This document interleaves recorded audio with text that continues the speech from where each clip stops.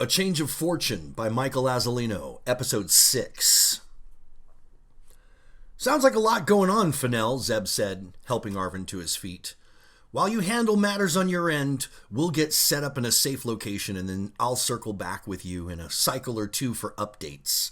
Fennell nodded, giving them a reassuring smile and placing his hands together in a mock gesture of prayer. Keep your heads down and eyes open, my friends. Fennell pushed a button near him, opening the heavy bunker-style door. And when you do return, Zeb, make sure you aren't empty-handed. I don't think my stomach could endure another disappointment. Zeb and Arvin moved quickly through the hub of the station, navigating an indirect path of twists and turns to avoid being followed. They moved with urgency, ducking in and out of the crowds, at times relying on the shadows between the massive shipping containers lining the promenade to conceal their direction and destination. This section of the hub looked familiar to Arvin, despite having never been there before. He suspected that Zeb had doubled back on their route a time or two to make certain that they didn't pick up a tail. He struggled with his thoughts, trying to grasp for some clarity on the situation. A raging storm of emotions churned in his guts. The rest of the journey was a blur to Arvin. Help me with this, Arvin, Zeb's request brought Arvin back to present. They were standing in front of a huge storage container with an enormous 7 embossed on the door. Zeb was holding the release handle, looking impatient. Sometime today, he added sarcastically. Arvin grabbed the thick metal bar and together they lifted it and pulled it to the side. Knowing how physically strong Zeb was, Arvin wondered why he asked for his assistance. The door squealed with a high pitch of grinding metal, followed by a deep resonating groan as the container door swung open. Zeb took one last look in both directions and motioned Arvin inside. To Arvin's surprise, the interior of the container was decorated like a living module, with a bed, a food replicator, and a data terminal. The electronics and lights came online automatically as they stepped in and closed the portal behind them. This is one of several safe places that I maintain on the station, Zeb explained while activating the food replicator. You'll be able to hide here until Fennell works out the next phase of his plan. Zeb lifted the beverages from the replicator tray, handing one to Arvin. I am glad you decided to trust him, Arvin. I don't trust him, Zeb, Arvin corrected. I trust you. After a moment, the silence was broken by a loud blast of static from the comm speaker, causing both men to flinch. Zeb reached for the console, tweaked the squelch, and quiet was restored. There's more to the story, Zeb, Arvin confessed. I didn't tell Fennell everything. I nearly didn't drink while we were there, suspecting that he might poison or drug us. It's okay, bud. I get it. I'd be scared too. Fennell is a rarity, a businessman with a sense of honor.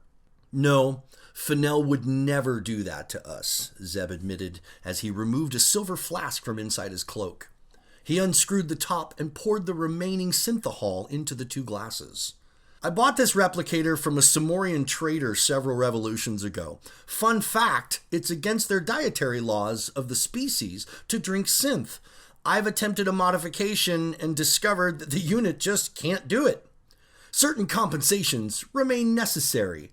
Zeb rhythmically tapped the flask with the titanium tips of his fingers before returning it to his pocket. Arvin took a long swallow and a deep breath before continuing.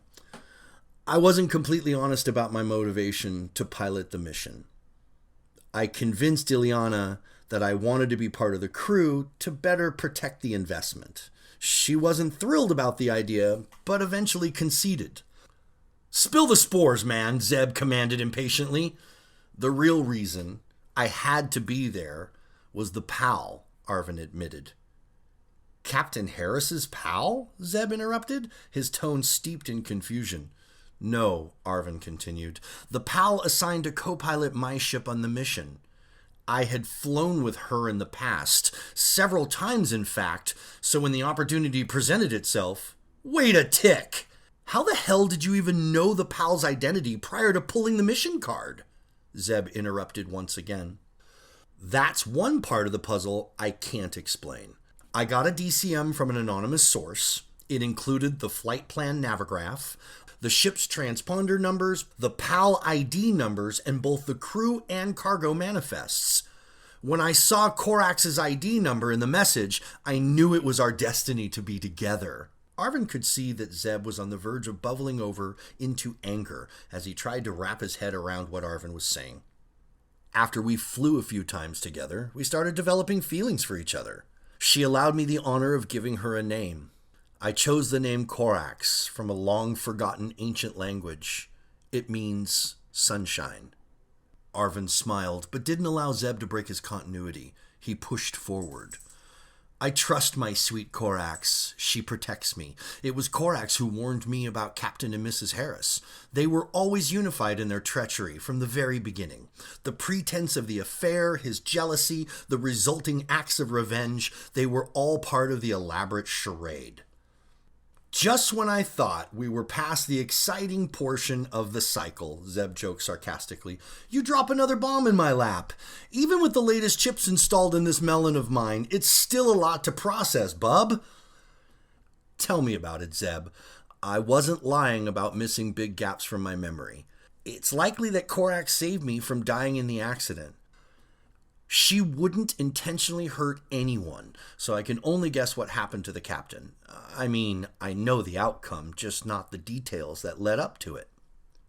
Arvin began having trouble focusing. He blinked hard a few times, trying to get his blurry eyes to work properly. He noticed the lights begin to slowly dim. He looked down into his glass. There was a grainy residue at the bottom.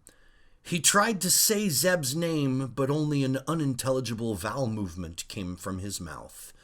He succumbed to unconsciousness and fell to the ground.